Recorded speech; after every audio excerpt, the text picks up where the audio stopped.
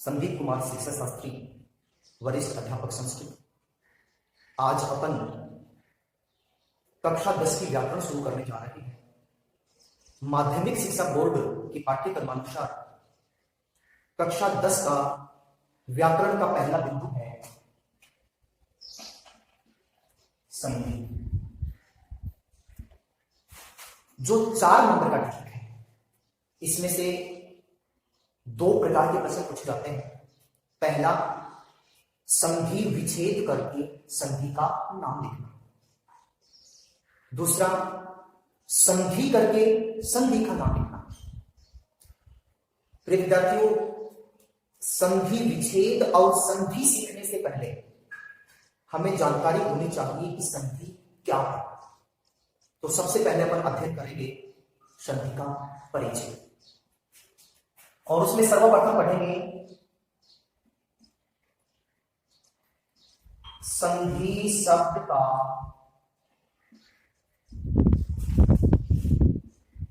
शाब्दिक अर्थ, अर्थात संधि मीन्स क्या होता है। संधि मीन्स होता है जोड़ना या मिलाना, जोड़ना या मिलाना। नंबर 2, संधि शब्द की उत्पत्ति, मतलब संधि शब्द बना कैसे। संधि शब्द की उत्पत्ति हुई है सम उपसर्ग धा धातु की प्रत्यय, अर्थात सम प्लस धा प्लस की बराबर संधि। नंबर 3, परिभाषा। संधि किसे कहते हैं। संधि की संस्कृत में छोटी सी परिभाषा है, वर्ण संधानाम संधि, वर्ण संधानाम संधि, अर्थात वर्णों के संधान को संधि कहते हैं। हिंदी में इसकी परिभाषा होगी 2 या 2 से अधिक वर्णों के परस्पर मेल से जो विकार उत्पन्न होता है उसे संधि कहते हैं। 2 या 2 से अधिक वर्णों के परस्पर मेल से जो विकार उत्पन्न होता है उसे संधि कहते हैं। नंबर 4, संधि के भेद। संधि के मुख्य रूप से 3 भेद होते हैं। संधि के मुख्य रूप से 3 भेद होते हैं। नंबर 1, स्वर संधि, जिसका दूसरा नाम है अर्थ संधि। नंबर 2, व्यंजन संधि, जिसका दूसरा नाम है हल संधि। और नंबर 3, विसर्ग संधि। स्वर संधि, व्यंजन संधि और विसर्ग संधि। सबसे पहले मैं इन तीनों संधियों की परिभाषाएं आपको बता देता हूं। स्वर संधि 2 या 2 से अधिक स्वरों के परस्पर मेल से जो विकार उत्पन्न होता है उसे स्वर संधि या अर्थ संधि कहते हैं। 2 या 2 से अधिक स्वरों के परस्पर मेल से जो विकार उत्पन्न होता है उसे स्वर संधि या अर्थ संधि कहते हैं। नंबर 2, व्यंजन संधि। दो या दो से अधिक व्यंजनों के मेल से अथवा एक स्वर और एक व्यंजन के मेल से जो विकार उत्पन्न होता है उसे व्यंजन संधि या हल संधि कहते हैं। नंबर 3, विसर्ग संधि। यदि पद के अंत में विसर्ग हो और विसर्ग के बाद कोई भी वर्ण आने पर विसर्ग में जो विकार उत्पन्न होता है उसे विसर्ग संधि कहते हैं। यह था संधि का सामान्य परिचय। अब सबसे पहले अपन पढ़ेंगे स्वर संधि के भेद। स्वर संधि के भेद। स्वर संधि के भेद पढ़ने से पहले हमें जानकारी होनी चाहिए कि स्वर क्या है और कितने होते हैं। प्रिय विद्यार्थियों, संस्कृत में स्वरों की संख्या 13 होती है। ए, आ, ई, ऊ, री, ए, आई, ओ, आऊ और लरी। उच्चारण के आधार पर जैसा कि मैंने उच्चारण किया, एक बार फिर से देखिएगा। ए, आ, ई, ऊ, री, ए, आई, ओ, आऊ, लरी। उच्चारण के आधार पर इन 13 स्वरों को 2 भागों में बांटा गया है। पहला है ह्रस्व स्वर, जिसको लघु स्वर भी कहते हैं। ए, ई, ऊ, री, लरी, जिनका उच्चारण करते समय कम समय लगा हो वो ह्रस्व स्वर कहते हैं। और ह्रस्व स्वर 5 होते हैं। दूसरे होते हैं दीर्घ स्वर, जिनको बोलने में ह्रस्व स्वर की अपेक्षा ज्यादा समय लगा हो, जैसे आ, ई, ऊ, री, ए, आई, ओ, आऊ। तो ये संस्कृत में 13 स्वर होते हैं और इन 13 स्वरों को 2 भागों में बांटा गया है। पहला ह्रस्व स्वर जो 5 होते हैं, दूसरा दीर्घ स्वर जो 8 होते हैं। अब अपन पढ़ेंगे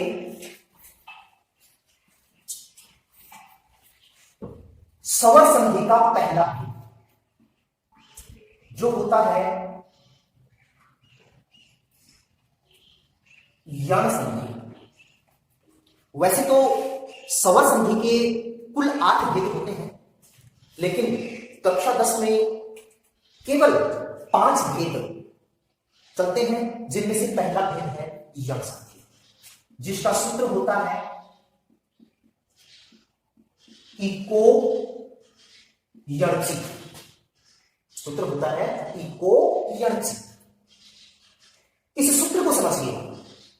इस सूत्र में 2 प्रकार के वर्ण हैं, इक प्लस यण। तो सबसे पहले इक वर्ण। इक वर्ण कौन कौन से होते हैं? ई, ऊ, री, लरी। ये इक वर्ण होते हैं। दूसरे प्रकार के वर्ण यण वर्ण, सूत्र के माध्यम से यण वर्ण। यण वर्ण होते हैं य, व, र, ल। अब इस संधि को समझिए। यदि इक वर्ण ई, ऊ, री, लरी के बाद कोई भी असमान स्वर आए तो इक वर्ण क्रमशः यण वर्ण में बदल जाता है। क्या बताया? यदि इक वर्ण ई ई उ ऊ री री लरी के बाद कोई भी असमान स्वर आए तो इक वर्ण क्रमशः यण वर्ण य व र ल में बदल जाता है। जैसे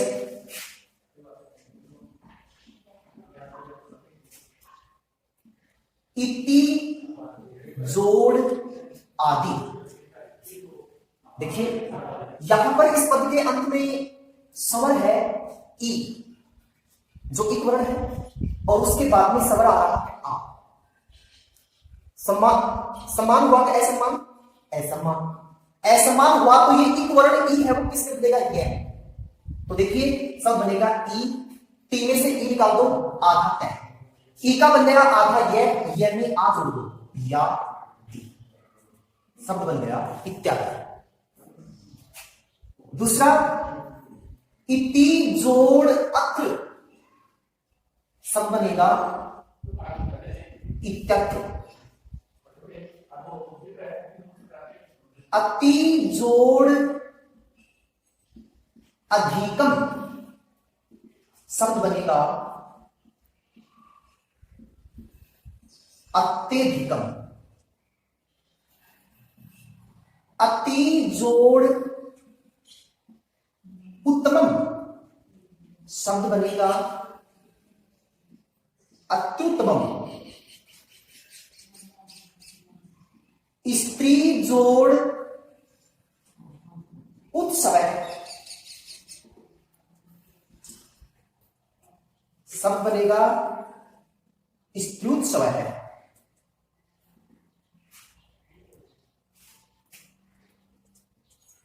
नदी जोड़ उद्गम, शब्द बनेगा नद्युद्गम। ऐसे ही सु प्लस आगतम, शब्द बनेगा स्वागतम। गुरु प्लस आज्ञा, शब्द बनेगा गुरु आज्ञा।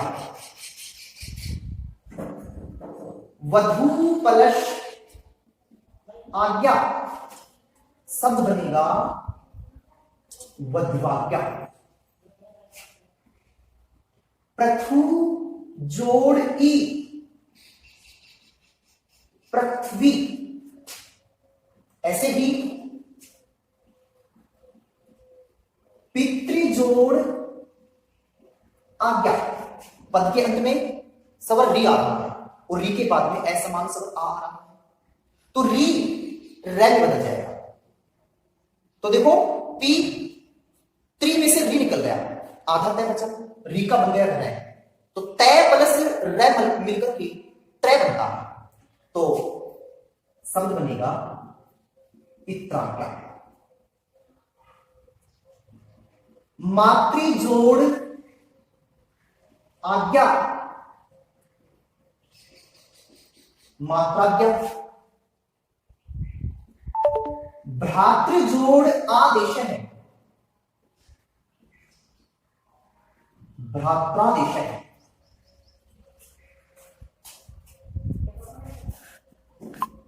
ऐसे ही आगे देखिए लरी प्लस ए आया है, शब्द बनेगा लकार है। लरी प्लस अनुबंध है, शब्द बनेगा लनुबंध है। लरी प्लस आकृति, शब्द बनेगा लाकृति। लरी प्लस आदेश है, शब्द बनेगा लादेश। तो ये थी यम संधि, जिसमें आपको बताया गया कि यदि इक वर्ण ई ई उ ऊ री री लरी के बाद कोई भी असमान स्वर आए तो इक वर्ण क्रमशः यण वर्ण में बदल जाता है। अब पढ़ेंगे अपन शब्द संधि का दूसरा भेद जो है अयाधी संधि। अयाधी संधि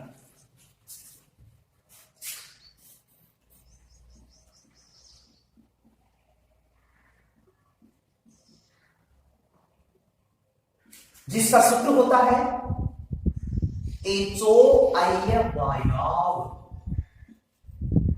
एचो आय वायाव अर्थात एच वर्ण कौन कौन से होते हैं? ए ओ आई औ। प्रत्याहार के अनुसार इनका यही क्रम है, ए ओ आई औ। देखिए एच को छोड़ दीजिए, यहां पर जब संधि करेंगे तो ये औ कैसे है वो ए में बदल जाएगा, तो क्रम से बनते जाएंगे। ए ए का बनेगा आय।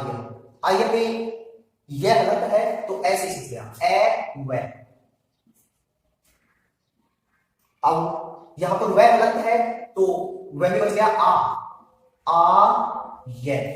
यहां पर यह हलंत है तो बच गया आओ। मतलब यदि एच वर्ण ए ओ आई औ के बाद कोई भी स्वर आए तो एच वर्ण ए आई में, ओ औ में, आई आय में, औ आव में बदल जाता है। क्या बताया? यदि एच वर्ण ए ओ आई औ के बाद कोई भी स्वर आए, चाहे समान हो चाहे असमान हो, तो एच वर्ण ए के स्थान पर आई, ओ के स्थान पर औ, आई के स्थान पर आय और औ के स्थान पर आव बन जाता है। जैसे से प्लस अनम, इस पद के अंत में स्वर है ए के बाद में स्वर आ रहा है तो ए आय में बन जाएगा। से में से ए निकला आदर्श है, ए का बन गया आय। आय का जो ए है वो से में जुड़ जाएगा, से पूरा हो जाएगा। इस यह में ये ए जुड़ जाएगा, यह पूरा हो जाएगा और सम बनेगा शयन। जैसे हरे जोड़ ए, सम बनेगा हरिये। ने प्लस अनम, शब्द बनेगा नयनम। ऐसे देखो भो प्लस अनम, शब्द बनेगा भवनम। भो प्लस अति, शब्द बनेगा भवती। विश्व जोड़ ई है, शब्द बन जाएगा विश्व भी है।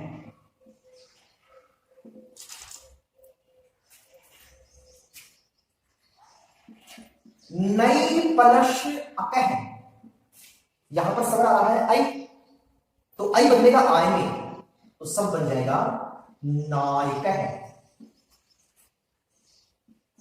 गई प्लस अकह, तो सब बनेगा गायक है। गई प्लस अंती, गायंती। ऐसे देखिए औ, औ का आव कैसे बनता है? भाव जोड़ अकह, सम बनेगा भाव कह। भाव प्लस उकह, भाव कह। उभव जोड़ अपि, उभावपि। तो ये थी अयाधी संधि, जिसमें आपको बताया गया कि यदि एक स्वर्ण ए ओ आई औ के बाद कोई भी स्वर आए तो एक वर्ण ए आय में, ओ औ में, आई आय में और औ आव में बदल जाता है। अब पढ़ेंगे अपन स्वर संधि का तीसरा भाग जो होता है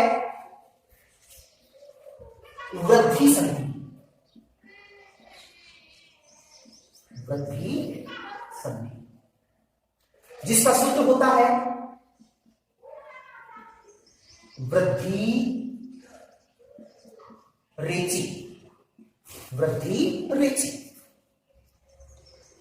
अर्थात यदि एकारांत ए आ के बाद, यदि एकारांत ए आ के बाद एच वर्ण ए आई आए को दोनों जुड़कर आई, यदि एकारांत ए आ के बाद एच वर्ण ओ औ आए को दोनों जुड़कर आउ बन जाता है।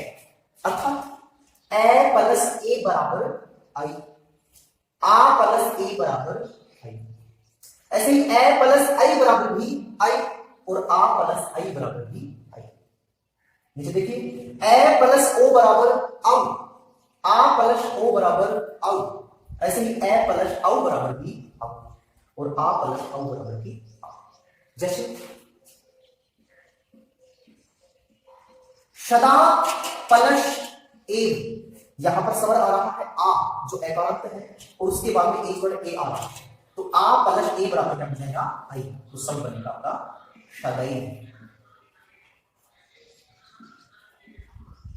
तथा प्लस एव शब्द बनेगा तथेव। जन्म प्लस एकता शब्द बनेगा जनेकता। ऐसे देखिए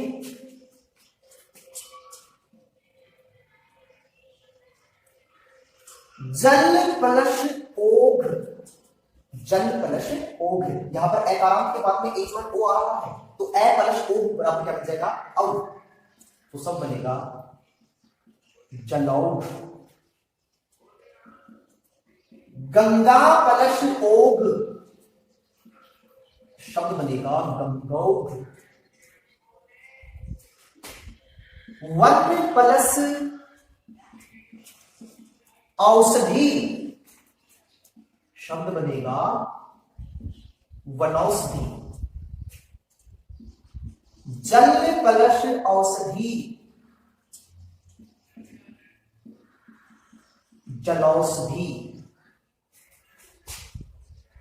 तो क्या बताया, यदि एकारांत ए आ के बाद एक वर्ण ए आई आए तो दोनों जुड़कर आई बन जाता है, और यदि एकारांत ए आ के बाद एक वर्ण ओ औ आए तो दोनों जुड़कर औ बन जाता है।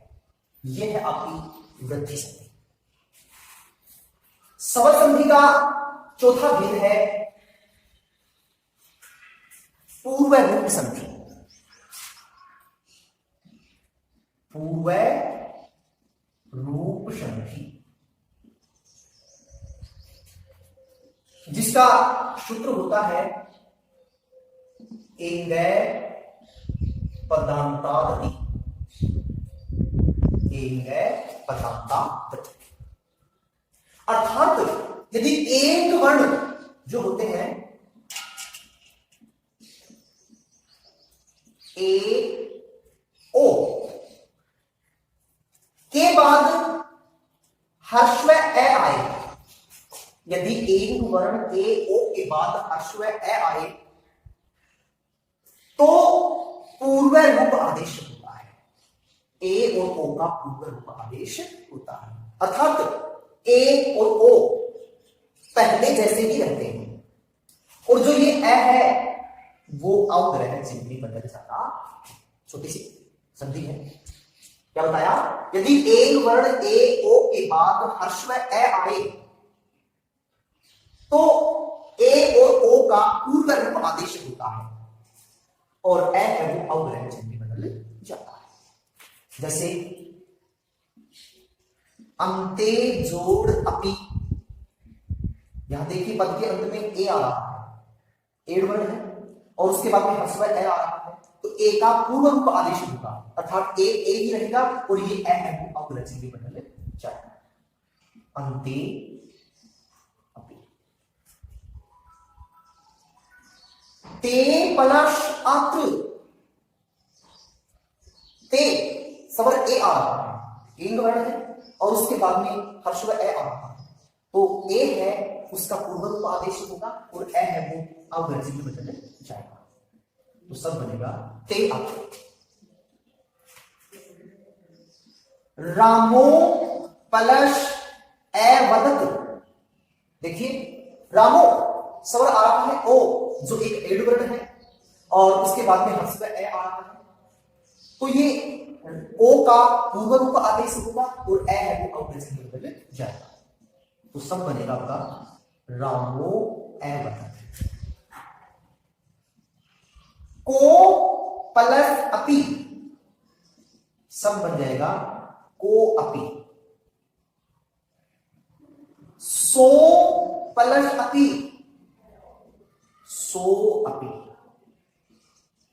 क्या बताया, यदि एड वर्ण ए ओ के बाद ह्रस्व ए आए तो ए और ओ का पूर्व रूप आदेश होता है, अर्थात वो पहले जैसे रहते हैं और ए है वो अग्रजी में बदल जाता है।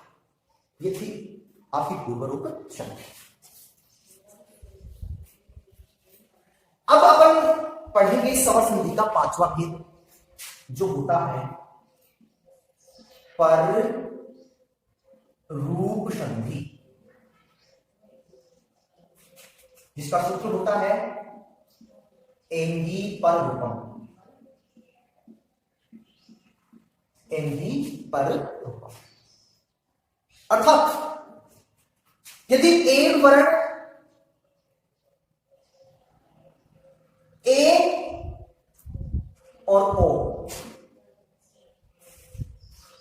यदि एड वर्ण ए और ओ से पहले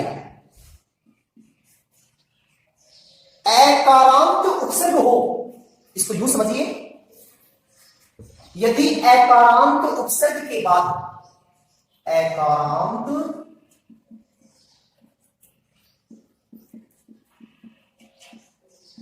उपसर्ग के बाद ए और ओ से प्रारंभ होने वाली धातुएं आए तो ए और ओ का पर रूप आदेश होता है। क्या बताया, यदि एकारांत उपसर्ग के बाद ए और ओ से प्रारंभ होने वाली धातुएं आए तो ए और ओ का पर रूप आदेश होता है। जैसे प्रे प्लस एजते, यहां पर प्रे उपसर्ग है और ये एकारांत है, एकारांत का मतलब इसके अंत में ए की ध्वनि है, और एजते ए से प्रारंभ होने वाली धातु है, तो ये ए इसका पर रूप आदेश होगा, शब्द बन जाएगा प्रेजते। उप प्लस ओष्टि, उप एकांत उपसर्ग है और उसके बाद में ओ से प्रारंभ होने वाली धातु आ रही है, तो इस ओ का पर रूप आदेश होगा, शब्द बनेगा उपोष्टि। इसके कुछ विशेष एग्जांपल और हैं जिनको आपको याद करना पड़ेगा। कर्क जोड़ अंधु, करकंधु, शक जोड़ अंधु, शकंधु, मनस जोड़ ईसा, मनीषा, पतत जोड़ अंजलि, पतंजलि। क्या बताया, यदि एकारांत उपसर्ग के बाद ए और ओ से प्रारंभ होने वाली धातु आए तो ए और ओ का पर रूप आदेश होता है। अर्थात ए पूर्व वाले वर्ण पर जुड़ जाता है। जैसे प्र प्लस एजते प्रेजते, उप प्लस पोस्ती उपोस्ते, ये कुछ इसके विशेष एग्जाम्पल है जो आपको याद करना है। तो ये थे कक्षा 10 के पाठ्यक्रमानुसार स्वर संधि के लिए। प्रिय विद्यार्थियों, आज के इस वीडियो में आपको क्या सीखने को मिला, आपको ये वीडियो कैसा लगा, यह कमेंट करके हमें जरूर बताएं।